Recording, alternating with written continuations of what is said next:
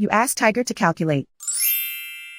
This deals with linear inequalities with one unknown. The final result is W smaller than -84.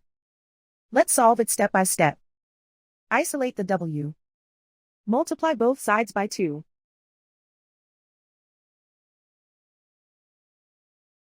Group like terms.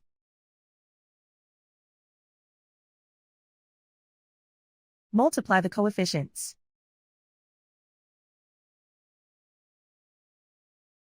Simplify the fraction.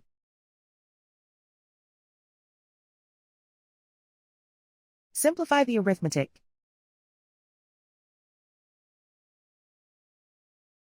Plot the solution on a coordinate grid.